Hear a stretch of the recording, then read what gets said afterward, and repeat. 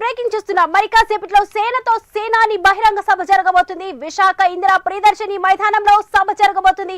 సాయంత్రం 6 గంటలకు పవన్ కళ్యాణ్ ప్రసంగం ఉండబోతున్నట్లు తెలుస్తుంది. ఇక 2 రోజుల పాటు కీలక సమావేశాలు జరిగాయి. ఇవాటి నుంచి బహిరంగ సభతో సేనాతో సేనాని కార్యక్రమం ముగియబోతుంది. భారీగా 2 తెలుగు రాష్ట్రాల క్రియాశీలక కార్యకర్తలు చేరుకుంటున్నారు. పాస్ ఉన్న వారిని మాత్రమే లోపలికి అనుమతిస్తున్నారు. ఇక జనసేన ఎమ్మెల్యేలు ఎంపీలు గ్రౌండ్ కు చేరుకున్నారు.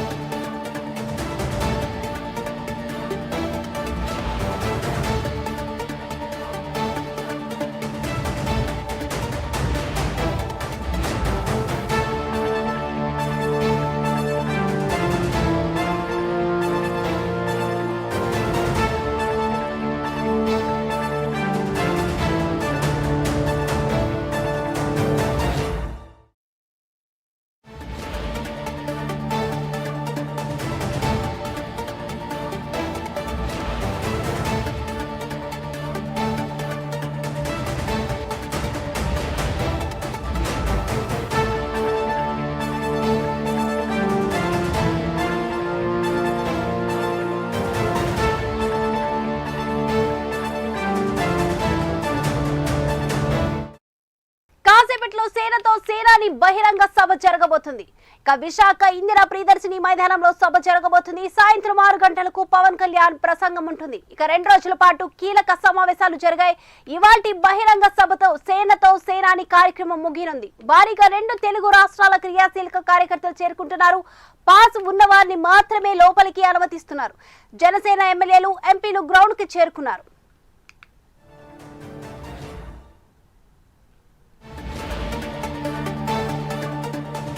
రైట్, ఇక విశాఖ వేదికగా ఇందిరా ప్రియదర్శిని వేదికగా కూడా ఇవాళ బహిరంగ సభ జరగబోతుంది. సేనతో సేనాని కార్యక్రమం 3 రోజులు కూడా ఈ రోజుతో ముగియబోతున్న నేపథ్యంలో కూడా సాయంత్రం 6 గంటలకి పవన్ కళ్యాణ్ కూడా ఇందిరా ప్రియదర్శిని గ్రౌండ్ లో ఏర్పాటు చేసిన బహిరంగ సభలో అయితే మాట్లాడబోతున్నట్లు తెలుస్తుంది. ఇక ఓవరాల్ అప్డేట్స్ అందించడానికి మా డెప్యూటీ ఇన్పుట్ ఎడిటర్ వాసు సిద్ధంగా ఉన్నారు. వాసు, ఇక్కడికి ఇప్పటికే జనసేన కార్యకర్తలు ఎమ్మెల్యేలు కూడా అక్కడ చేరుకున్నట్లు కూడా తెలుస్తుంది. మొత్తానికి అక్కడ క్రౌడ్ కూడా భారీగానే ఉండుంటది. ఇక ఎంతసేపట్లో పవన్ కళ్యాణ్ అక్కడికి చేరుకుంటారు? ఈ రోజు ఎలాంటి అంశాలపై ఆయన మాట్లాడబోతున్నారు?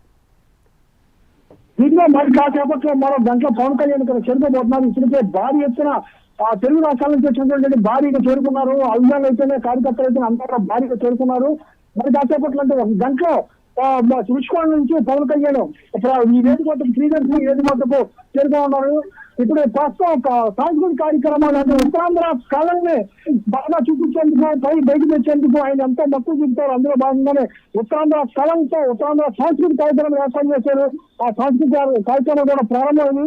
మరి కాసేపట్లో కొంతమంది నాయకులు కూడా ప్రసంగాలు ఉండే అవకాశం ఉంది. ఎమ్మెల్యేలు అయితే ఇతర ప్రాంతాల నుంచి వచ్చినటువంటి నాయకులతో ప్రసంగాలు ఉండే అవకాశం ఉంది. అనంతరం కూడా పవన్ కళ్యాణ్ 6 గంటలకు ప్రసంగం ప్రారంభిస్తారు. దాదాపు గంట పాటు ఆయన ప్రసంగించబోతున్నారు. ఈ 3 రోజులు పండుగ వాతావరణం జరిగిందని వాళ్ళందరూ కూడా ఎంతో ఆనందం వ్యక్తం చేస్తున్న నేపథ్యంలో 3 రోజుల సంబంధించి పవన్ కళ్యాణ్ కూడా చాలా కీలకమైన అంశాలు అంటే సంస్థాగతంగా పార్టీ బలోపేతం చేసే విధంగా 1, 2 కూటమి పాలన మరింత ప్రజల దగ్గర తీసుకెళ్లే మరో ఆలోచన, మరో విధంగా పార్టీని మరి ఇప్పుడుగా ఇంకా బలోపేతం చేసే విధంగా వేదన చేయాలని 3 రోజుల బట్టి కూడా మొత్తం కార్యకర్తలతో నాయకులతో ప్రజలతో చర్చ జరగడం జరిగింది. ఈ నేపథ్యంలో పవన్ కళ్యాణ్ చాలా కీలకమైన ప్రసంగం చేయనున్నారు. ఎందుకంటే గత ప్రభుత్వం హయాంలో మనం చూసే రుచికొండ వచ్చి అనేకమైన నిధులు దుర్వినియోగం ఆరోపణలు వస్తున్న నేపథ్యంలో పవన్ కళ్యాణ్ కీలకమైన ప్రసంగం చేయనున్నారు. ఆయన ప్రసంగం చేస్తున్నట్టే ఇప్పటికే దాదాపు 30 నుంచి 40,000 మంది చేరుకున్నారు. కేవలం పాస్ అవ్వాలని అనుమతిస్తున్న కాసేపు ఇంకా పవన్ కళ్యాణ్ మాట్లాడతారు. Right, thank you Vasu.